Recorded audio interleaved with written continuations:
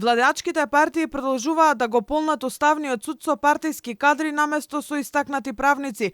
Мнозинството со еден ВМРО ДПМН со тројца кандидати за нов судија во уставен. Власта наместо да учи од грешките ги повторува и не сака да седне на маса со опозицијата за да постигнат консензус за предлогот за нов член во уставниот суд, што ќе биде добар чекор кон подобрување на состојбата во правосудството, критикуваат опозицијските пратеници.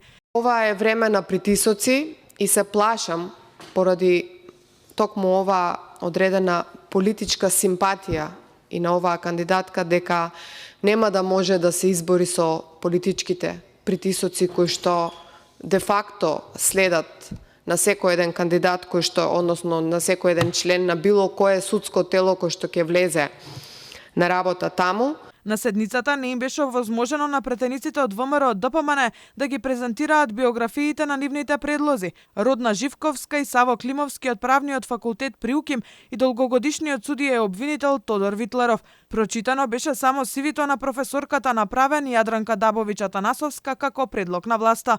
Ја имате биографијата каде што можете да видите околу нејзиното целосно професионално искуство во текот на изминатите години, нејзиното професионално членство, нејзиното учество во издавањето на книги од правните науки, научни и стручни трудови објавени и така натаму во домашни и странски списанија.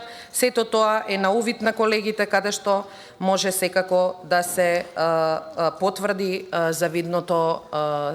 завидната биографија. Според пратеникот Милошовски, ова е тенденциозно пополнување на уставниот суд со правници кои ќе ги укинуваат, како што вели, законските норми и проекти кои ВМРО ДПМН ги планира за граѓаните по преземањето на власта. Нивната задача ќе биде да прават деструкција во време на смена на власта и тоа што нема да може да го направи опозицијата од собраниските клупи, да може да го компензира Уставниот суд, односно да укинува, поништува или соборува одредени законски решенија. ВМРО ДПМН повтори дека владеачкото мнозинство не може да смогне сили за да ги викна сите кандидати во собранието, сами да се представуваат пред претениците, за јавноста да има подобра слика кои членови влегуваат во уставен. Новиот член на уставен ќе го пополни местото на судијата Јован Јосифовски, на кого му истече мандатот лани во јануари.